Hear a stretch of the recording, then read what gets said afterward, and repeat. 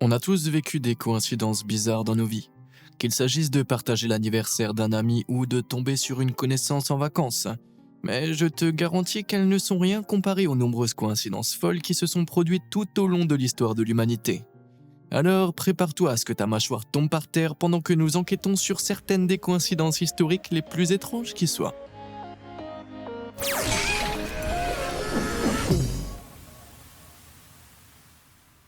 L'homme le plus malchanceux du monde.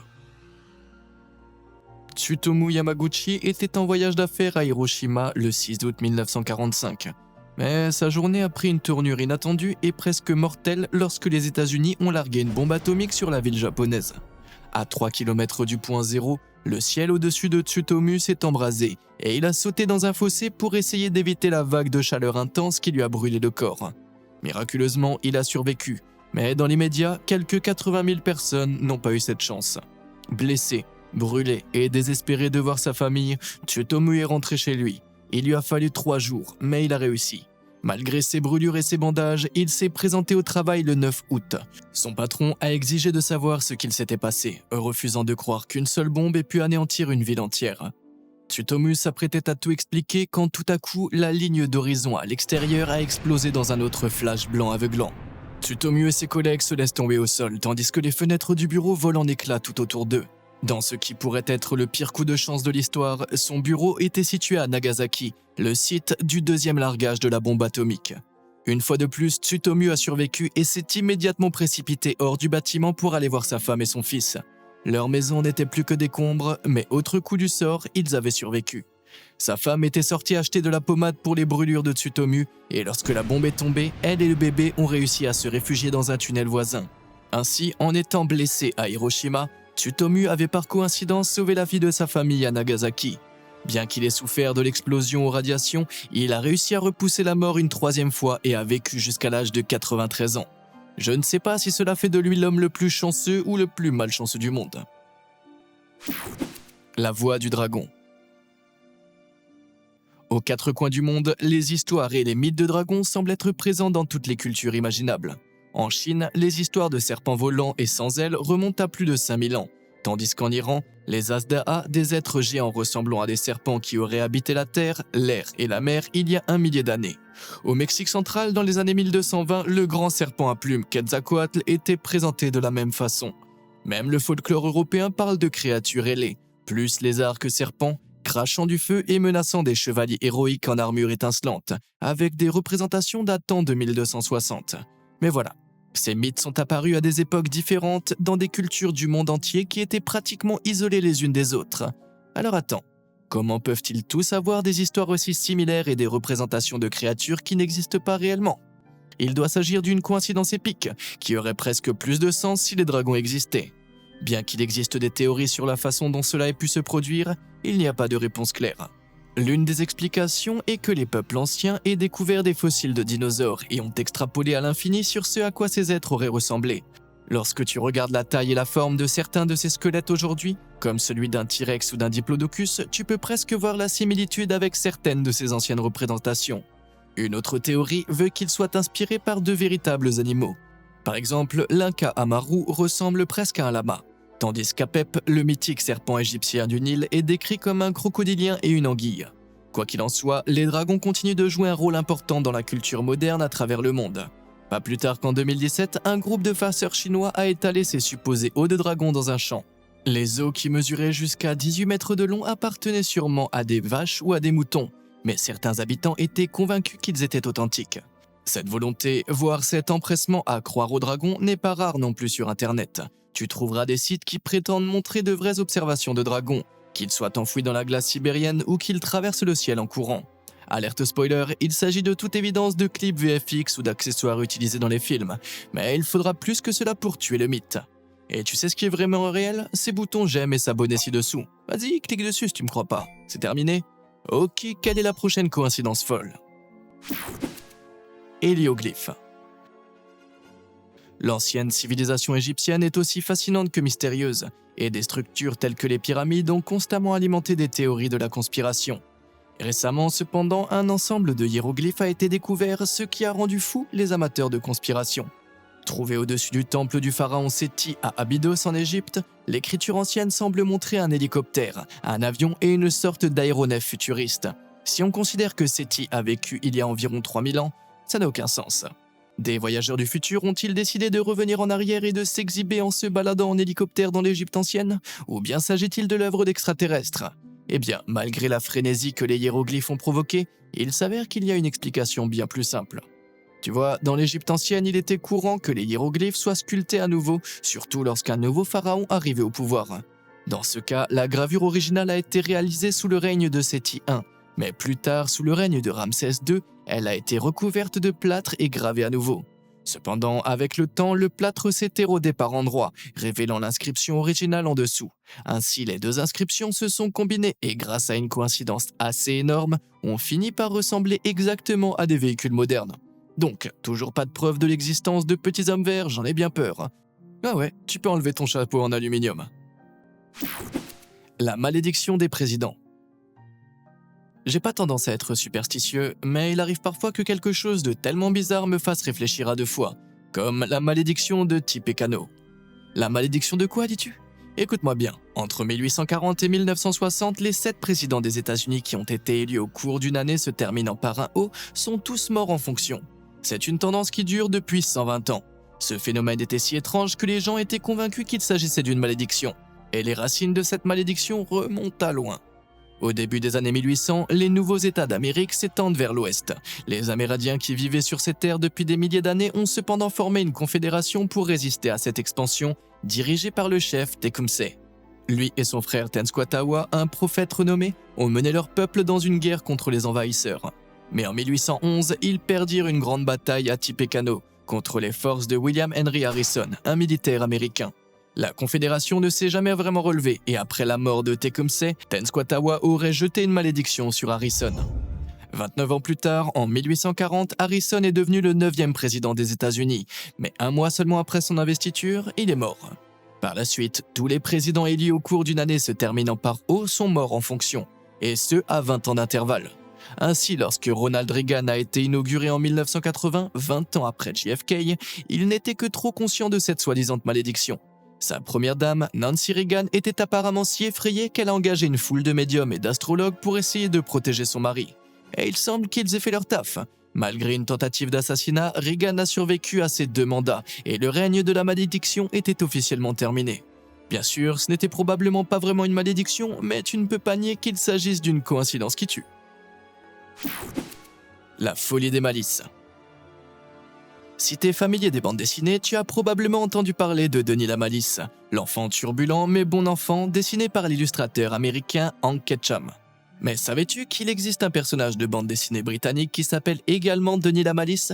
Sans surprise, le Denis britannique, créé par le dessinateur David Lowe, est aussi un fauteur de troubles. Et pour ajouter la cerise sur le gâteau, les 2 bandes dessinées ont été publiées exactement le même jour. C'est exact.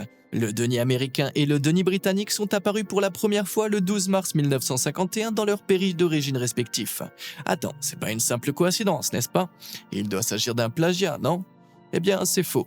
Tout d'abord, il n'y a rien à gagner à ce que les personnages portent le même nom. Cela ne fait qu'embrouiller les lecteurs potentiels.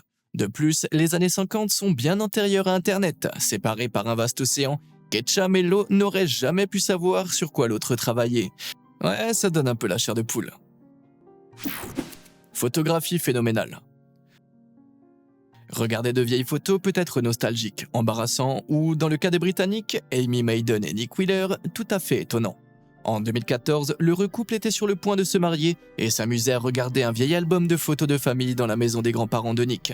Mais lorsqu'ils ont vu cette photo, leurs 2 mâchoires se sont décrochées. C'est Nick au premier plan et derrière lui, à gauche, Amy. Ça n'a rien d'étonnant si les 2 ne s'étaient pas rencontrés 11 ans après que la photo était prise. C'est vrai, par pure coïncidence, le futur couple avait passé une journée à la plage en tant qu'enfant au même moment, à quelques mètres l'un de l'autre. De plus, bien qu'Amy vive à proximité, Nick et sa famille étaient en vacances, ce qui rendait la coïncidence encore moins probable. Aujourd'hui mari et femme, Nick et Amy vivent à 1 minute de marche de l'endroit où la photo a été prise, et affirment que cette étrange coïncidence est la preuve qu'ils sont âmes sœurs. Ouais, soit ça, soit l'un d'entre eux est un psycho-harceleur super flippant. Le psaume de Shakespeare. Tu connais sans doute William Shakespeare, tu sais, le dramaturge britannique incroyablement célèbre. Mais sais-tu qu'il a également écrit une partie de la Bible? Ok, je déforme peut-être un peu la vérité, mais il y a une coïncidence bizarre qui fait que certaines personnes pensent qu'il l'a fait. Attends un peu, les mots shake et spear ont 4 voyelles et 6 consonnes, non? Donc lorsqu'ils sont écrits ensemble, ils ressemblent à 46. En 1902, une personne qui s'ennuyait ferme a décidé que c'était une raison suffisante pour feuilleter le psaume 46 de la Bible et voir s'il contenait quelque chose d'intéressant. De façon assez surprenante, ils ont trouvé quelque chose. Si tu as une Bible du roi Jacques qui traîne, passe au psaume 46. Compte les mots depuis le début jusqu'au 46e et le mot est shake. Et si tu comptes à rebours à partir du dernier mot du psaume, tu découvriras que le 46e mot à partir de la fin est spire. Bon sang de bonsoir. Et ce qui est encore plus étrange, c'est que la version King James de la Bible a été traduite vers 1610. Et devine quel âge avait Shakespeare à cette époque? C'est exact, 46 ans. Tout cela s'ajoute à une coïncidence folle. Et cela a conduit certaines personnes à croire que notre bon vieux Shaky a participé à l'écriture de la Bible. Bon, j'en suis pas si sûr, hein, mais on peut pas nier que c'est bizarre. Qu'est-ce que t'en penses, toi? Dis-le-moi dans les commentaires ci-dessous. Le sac à main des dieux. Tu t'es déjà demandé comment un dieu transporte toutes ses possessions pieuses? Non, moi non plus. Mais je vais te le dire quand même. Ils utilisent des sacs à main, tout comme les humains normaux. Comment est-ce que j'ai obtenu ce savoir sacré? Eh ben, grâce à d'anciennes sculptures réalisées par des civilisations mortes depuis bien longtemps, bien sûr. Jette un coup d'œil. Il s'agit d'un relief du dieu assyrien à tête d'aigle ni roche, datant d'environ 880 avant Jésus-Christ. La Syrie, soit dit en passant, se trouve dans l'Irak d'aujourd'hui. Et voici un relief d'un génie ailé assyrien. Des êtres qui n'étaient pas des dieux eux-mêmes, mais qui avaient des pouvoirs semblables à ceux des dieux. Tu as remarqué le sac à main qu'ils tiennent tous les deux? Les cultures anciennes du monde entier ont représenté leurs dieux tenant ce même sac. Et la voici encore, regarde. Mais cette sculpture provient de l'ancien Mexique, à l'autre bout du monde de la Syrie. Il y a des milliers d'années, lorsque les anciens Assyriens et les Mayas vivaient, il n'y avait pratiquement aucune chance qu'ils aient pu parcourir la grande distance qui les séparait. Et pourtant, malgré l'absence totale de contact, ces sacs à main figurent toujours sur les reliefs des deux civilisations. Alors, qu'est-ce qu'il s'est passé? Eh ben, malheureusement, c'est probablement pas dû à une sorte d'appareil de téléportation oublié depuis longtemps. Une théorie veut que la forme représente une simple représentation du cosmos. De l'Afrique à la Chine, les cultures anciennes du monde entier associaient les cercles à la spiritualité et les carrés au concept terrestre. Ainsi, la poignée semi-circulaire représenterait l'hémisphère du ciel, ainsi que la base carrée qui serait la Terre. Ça correspondrait tout à fait à la figure divine qui le tient. Cependant, il y a aussi une autre explication plus simple. Il s'agit simplement d'un récipient destiné à contenir des objets. Je veux dire, on ne peut pas nier que c'est une forme efficace pour un sac. Malgré tout, il est tout de même très étrange que les représentations se ressemblent autant, alors que tout le reste des sculptures est si différent. Je sais pas, j'aime juste l'idée que Dieu porte un sac à main pour avoir l'air fabuleux. Les étoiles et le temps. Allez, tout le monde a déjà eu la conversation, quel super pouvoir est-ce que t'aimerais le plus avoir? Perso, je choisirais le voyage dans le temps. Non pas parce que j'ai des erreurs à rectifier, je pense juste que ce serait super cool de visiter le passé et certaines autres époques. Malheureusement, je peux pas, mais il semble que certaines personnes le peuvent, comme la défunte pop star Michael Jackson. Voici l'homme lui-même, et voici une vieille peinture mystérieuse datant du XVIIe siècle en Allemagne. C'est troublant, non? La seule explication possible, c'est qu'il est remonté le temps, non? Mais en plus, il semble que MJ ne se soit pas contenté de remonter quelques centaines d'années dans le passé. Son portrait apparaît également sur cette ancienne statue égyptienne. Datant de plus de 3000 ans, le buste à peu près de la même époque que Toutankhamon. Alors peut-être que le roi de la pop voulait simplement rencontrer l'enfant roi. MJ ne s'amusait pas que de ça. Il semblerait que l'activiste climatique Greta Thunberg ait aussi un penchant pour le voyage temporel. En 2019, une photo de 3 enfants travaillant dans une ancienne mine d'or canadienne est devenue virale. Regarde de plus près la fille à gauche. Ça te rappelle quelqu'un? Ouais, c'est le portrait craché de Thunberg. Après avoir remarqué cette étrange coïncidence, les réseaux sociaux se sont enflammés, convaincus qu'elle était remontée dans le temps pour avertir nos ancêtres de la crise climatique à venir. Je sais pas trop pourquoi elle a choisi une mine d'or du 19e siècle comme endroit idéal pour cela, mais tout le pouvoir lui revient. Bien sûr, la réalité est qu'il ne s'agit probablement que de coïncidences, mais on sait jamais. Peut-être que le voyage dans le temps existe, et peut-être même que je suis un voyageur dans le temps. Mais tu ne le sauras jamais sans révéler mon visage. Les bustes. Jetons un autre coup d'œil à ce buste bizarre de MJ, plus précisément le nez, ou l'absence de nez. Je sais qu'une statue vieille de 3000 ans avec une puce n'est pas vraiment une coïncidence, mais regardons quelques autres bustes de l'Égypte ancienne, et d'autres encore, et d'autres encore. Bon, là ça devient vraiment bizarre, non? Pourquoi tant de têtes ont-elles le nez cassé? S'agit-il d'une simple coïncidence? Pendant des décennies, les historiens ont pensé que c'était peut-être le cas. Mais beaucoup de statues ont été trouvées à l'intérieur où elles étaient par ailleurs bien conservées. Dans de nombreux cas, les dommages ne pouvaient donc pas être accidentels ou dus à une coïncidence. Les historiens pensent maintenant que les nez ont été cassés volontairement. Les anciens Égyptiens croyaient que lorsqu'une personne décédait, son esprit était transféré dans la statue qui la représentait. Par conséquent, pour affirmer leur domination, les pharaons régnants détruisaient le nez des statues de leurs anciens rivaux, afin que leurs esprits ne puissent pas respirer. Ils sont bien sympathiques les pharaons. Mais ce n'est pas la seule explication des nez cassés. Certains experts pensent que les pierres de tombes superstitieuses sont également à blâmer. On suppose que lorsque les voleurs ont dévalisé les tombes des pharaons, ils ont également cassé le nez de leurs statues afin que les esprits ne puissent pas leur jeter une malédiction vengeresse. Ceci dit, je me demande si le nez de la statue de MJ a été cassé avant ou après son décès. Note d'amour. Est-ce que t'es confortablement assis? Bien, parce que j'ai une histoire qui va t'époustoufler. Tu commences avec un jeune américain nommé Paul Grachan. Il y a quelques années, Paul était en train de payer le caissier de son épicerie locale, quand quelque chose a attiré son attention. Sur l'un des billets qu'il tenait, le nom Esther était griffonné. C'était le nom de la fille qu'il voyait depuis quelques semaines. Trouvant ça drôle, il l'a empoché et a donné un autre billet à la caissière. Plus tard dans la soirée, il a encadré et emballé le billet d'$1, pensant qu'il ferait un cadeau amusant. La semaine suivante, il est sorti avec Esther et lui a remis le cadeau.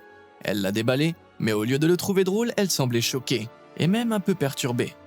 Mal à l'aise, elle l'a rangé et a dit à Paul de le lui rappeler plus tard. Paul était déconcerté, mais a laissé couler. 2 ans se sont écoulés sans qu'il soit question de projet de loi. La relation entre Paul et Esther s'est épanouie et ils se sont mariés. Un jour, alors qu'ils déménageaient, Paul a été surpris de retrouver le billet. Confus, il lui a posé des questions à ce sujet, et ce qu'elle a dit ensuite était insensé. Il s'avère que c'est elle qui avait écrit son nom sur le billet. Quelques années auparavant, Esther avait été coincée dans une relation malheureuse et en désespoir de cause avait griffonné son nom sur quelques billets d'$1 avant de les dépenser. Elle avait prié pour qu'un jour l'un de ces billets lui soit rendu, et si c'était le cas, ce serait l'homme qu'elle épouserait. Alors quand Paul lui a tendu ce billet emballé, elle a su immédiatement qu'il était son âme sœur. Elle ne voulait simplement pas l'effrayer en lui racontant cette histoire. Ouais, que tu crois ou non aux âmes sœurs, c'est assez fou. Attends, je reviens tout de suite, je vais juste retirer quelques billets. Les choses à 7 têtes. En 2016, une image étrange a commencé à circuler sur Internet. Elle montrait une mystérieuse figure à 7 têtes gravée dans la roche et remonte à 5000 ans avant Jésus-Christ. La sculpture représente une sorte de divinité serpent et provient de la Sibérie. Ce qui n'est pas si étrange jusqu'à ce que tu réalises que les divinités serpents à 7 têtes ne faisaient pas seulement partie de l'ancienne culture sibérienne. À l'autre bout du monde, dans l'ancien Mexique, on vénérait une déesse appelée Chicomecoatl, qui se traduit littéralement par 7 serpents. Cette ancienne sculpture mexicaine, qui présente une ressemblance frappante avec celle de Sibérie, pourrait être une image de cette déesse. Et à des milliers de kilomètres de là, en Inde, les gens vénèrent encore la déesse serpent hindoue Manasa, qui est souvent représentée avec, tu l'as deviné, 7 serpents. Mais si on considère que ces cultures ont vécu à des milliers d'années d'intervalle et qu'elles étaient séparées par de grandes distances, comment ont pu-elles avoir un symbolisme religieux aussi similaire? S'agit-il d'une énorme coïncidence?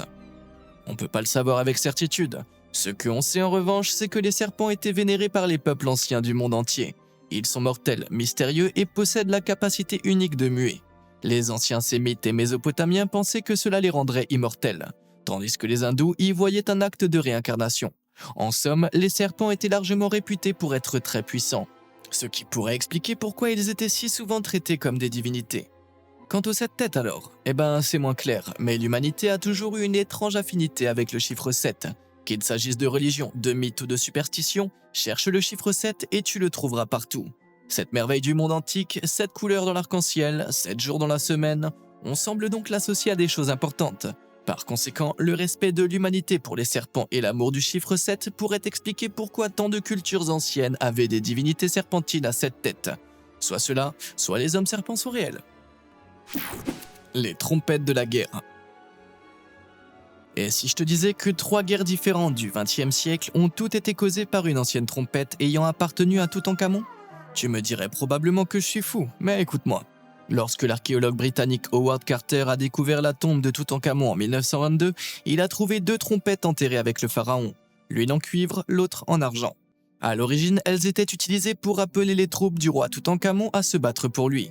Mais elles étaient restées inutilisées pendant des milliers d'années avant que Carter ne les trouve. Et elles sont restées intactes pendant 17 ans après, jusqu'à ce que le présentateur radio Rex Keating en entende parler. Fasciné, il a demandé s'il pouvait les utiliser dans une émission pour mettre en lumière les recherches sur le roi Tut. Et la réponse a été oui. Au printemps 1939, un trompettiste de l'émission de Keating a utilisé les trompettes pour jouer une mélodie devant un public de 150 millions de personnes. Une grave erreur. Plus tard la même année, la Seconde Guerre mondiale a éclaté. Et nous connaissons tous les horreurs qu'elle a entraînées. Ensuite, les trompettes sont allées au musée égyptien où elles sont restées silencieuses pendant 28 ans. Mais en 1967, un membre du personnel a soufflé dans la trompette d'argent. Comme en réponse, l'Égypte et Israël ont été plongés dans un conflit brutal connu sous le nom de guerre des 6 jours. Bien que courte, cette guerre a tout de même fait plus de 20 000 morts. Après cela, les trompettes sont restées silencieuses pendant encore 23 ans. Mais une fois de plus, leur silence a été rompu. Et lorsque la trompette a été jouée à nouveau en 1990, la guerre a éclaté une fois de plus. Cette fois-ci, il s'agissait de la guerre du Golfe, qui a fait près de 200 000 victimes. Tu aurais pu penser qu'à ce moment-là, les gens arrêteraient de prendre ces satanées trompettes, mais non. Le personnel du musée a à nouveau joué de la trompette d'argent en 2011, et devine quoi? La violente révolution égyptienne a immédiatement suivi.